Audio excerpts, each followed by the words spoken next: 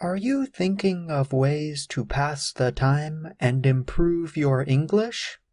In our electronic age, an old-fashioned kind of activity might be just what you need. Reading fiction is a great way to learn and explore new worlds. Today we will discuss one of the most important ways that writers use grammar to express images and ideas, different kinds of adjectives. We begin with some definitions. Nora Bacon is an English professor at the University of Nebraska, Omaha. She has written about language, grammar, and writing for several publications.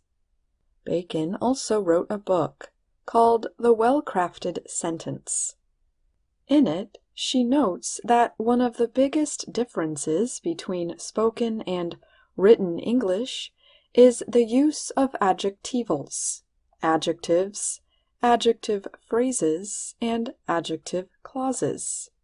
They are much more common in writing than in speaking, she notes.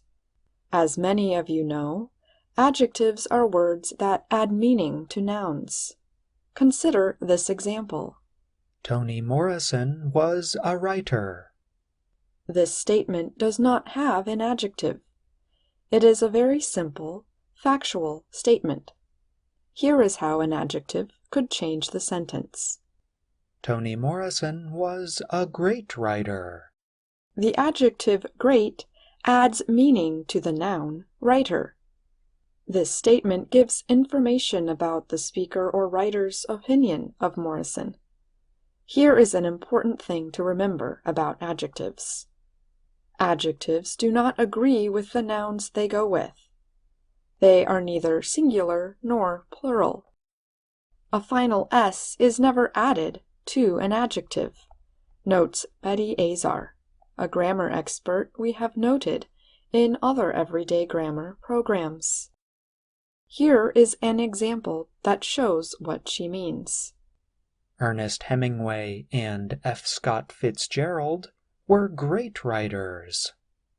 Note that the noun writers is plural, but the adjective great is the same as in our sentence about Toni Morrison.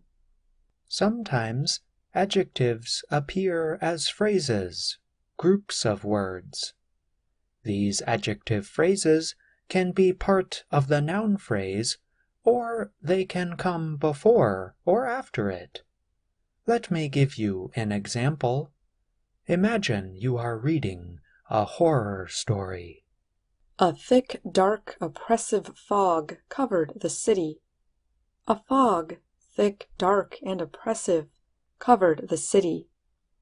Thick, dark, and oppressive, the fog covered the city. Writers often use these kinds of phrases to establish or develop a kind of feeling or mood in their story. Adjective clauses, also called relative clauses, are groups of words that have a subject-verb pair. Some words, such as that, which, or who, often lead into adjective clauses. Think back to our example about the fog. Here is how it might change if it had an adjective clause. The fog that covered the city was dark and thick. In general, the adjective clause comes after the noun that it is describing. Adjective clauses often answer questions like, what kind of, or which one.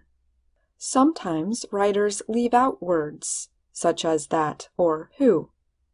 With time, you will begin to recognize when these words do not appear. If you would like to read more about words that disappear from relative clauses, read The Mystery of the Disappearing That.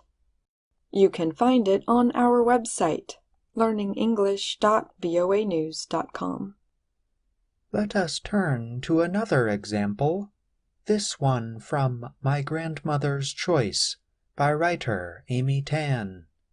Tan describes an old picture she rediscovered. She wrote the following words. The dark-jacketed woman next to her is a servant. The term dark-jacketed acts like an adjective and describes the noun woman. But something might be missing.